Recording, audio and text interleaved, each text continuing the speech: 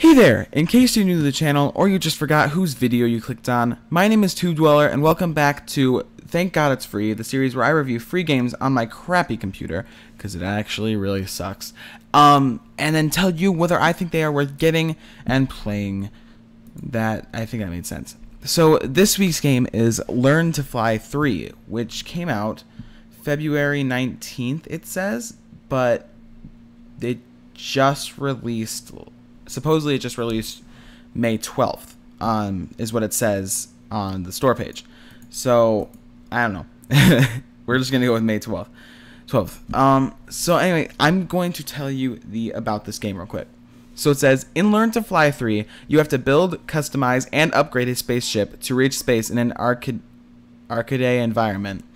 Each playthrough earns you new parts to mess around with and assemble new exciting contraptions. The game offers 4 different modes. Story mode, where you have to earn money, upgrade your ship, and make it to space, try to beat the time challenges, or just take it at your own pace. Payload mode, where you have to build a much stronger ship that is able to pull heavy payloads along with it and carry them all the way into space. Light ships may be able to get to space in story mode, but it's going to take a lot more power to get those payloads off the ground. Classic mode, reminiscent of the previous Learn to Fly games, where the goal is to fly as far as possible horizontally. It forces you to use different parts differently and think of new strategies to favor distance over altitude. And finally, Sandbox mode allows you to mess around with many game and physics constants. Infinite fuel, 100 times gravity, overpowered thrusters, a gazillion objects in the air. You're free to do whatever you want. Key features include building crazy spaceships from a combination of over 100 unique parts, each with their own distinct flavor and mechanics, halfway between realistic physics and a simpler arcade feel for an easy-to-learn yet deep experience. Pick from 24 stages, 18 launchers, 24 boosts, and 23 bodies, and each can be upgraded multiple times. Research upgrades that affect all sorts of different aspects of the game and carry through play sessions. Over 80 in-game achievements, each with their unique rewards. Customizable HUD with all sorts of relevant information. Customizable character and ship color. Customizable music. Every playthrough unlocks new items and bonuses for you to work with. And last but not least, penguins, you know? No, anyway, now we are going to get into my review. So if you are new to the channel or you just haven't watched this series before, the way my review system works is a game can get up to 5 stars with 1 star, up to 1 star in each of 5 categories. Those categories being story, gameplay, family friendliness, replayability, and personal enjoyment. So even if a game doesn't get a high ranking, it could be more because it's not family friendly and I don't think you could replay it than it actually being a bad game. Because I know I've gotten a couple of comments that are like, "Oh, this is much worse," and I'm like, "Well, you could be right." Or like with Bendy and the Ink Machine, or as I lovingly refer to it, Batum. I like saying it with an Irish accent because I think of Batons. No, but Batum, you know, I was only able to give it 3 stars because I didn't really personally enjoy it. It wasn't completely family friendly in my opinion, and there were just a couple other gameplay things I think. But that's why the review, like the notes section at the end, is so important.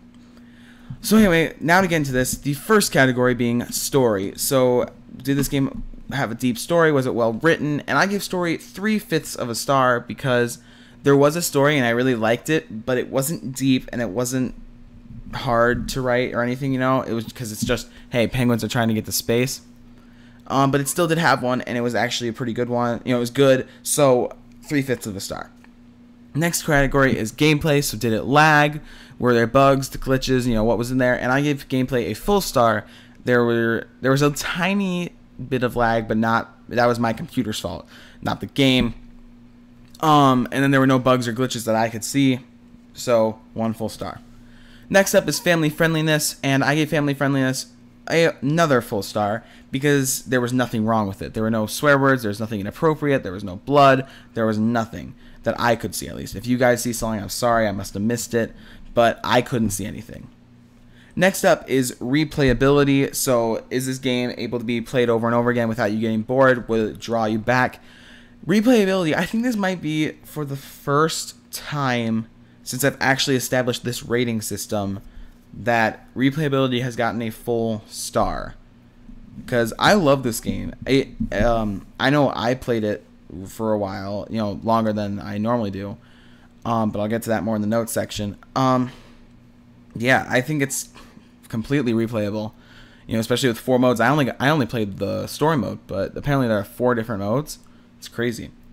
And last, but certainly not least, at least in my opinion, personal enjoyment. How much did I actually like playing this game? Was it fun to me? Full star. I loved this game. This game was beautiful. I loved it. This is like one of the first ones, or this is one of the few I've actually really enjoyed playing, up there with the first one, Escape the Game, and honestly, On Raid I really liked, but that was about it. So this one's one of the rare ones. But that brings the overall rating to 4 3/5 stars, which is one of the highest ratings one has ever gotten since I established this rating system.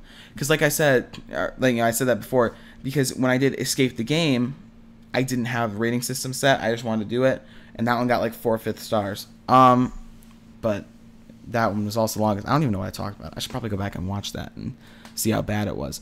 No, but this is, I believe, the only one that's topping this game is Mobius Final Fantasy at 4 4/5 stars. And I don't remember why that one didn't get perfect, but I know there was a reason.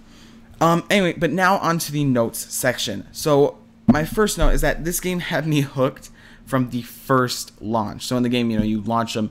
I did that, and I was just, it reminded me of this other game I played called, I can't remember what it was called. It was an app on the iPhone, and I played it, and it might have been Castle Madness or something like that.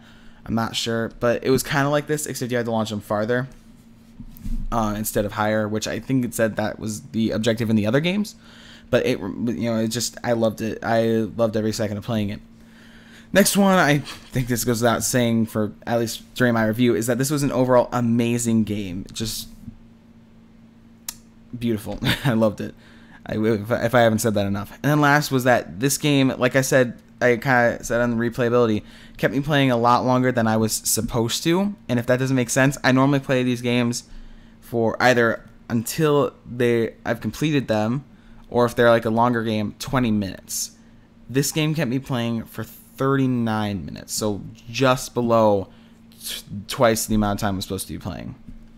But other than that, the final rating for this, the overall rating, is 4 3/5 stars. Do I recommend this game? Definitely. If this is your type of thing, if you're more of like a Call of Duty type person, maybe not. But if you like this kind of thing, definitely go check it out. There's a link to the store page in the description, the Steam store page. Yeah. I am going to have to, that's the end of my review though, I guess. So, thank you guys so much for watching. I hope you enjoyed. If you did enjoy, please leave a like to let me know you enjoyed, because I won't really know any other way. And if you did like this video and you want to see the other reviews I've done, there's a link to the playlist in the description. Or if you want to see me do more of these in the future, let me know what games you would like me to review in the comments, and then you can hit the red subscribe button down below, or my logo should be on the screen right now, and you can hit that as well. Those will both let you subscribe so you know when the next video comes out. But if you don't want to wait for the next video to come out and you want to see another one right now, there should be a video on either side of that logo. But other than that, I guess we will hang out in the next video. Cool.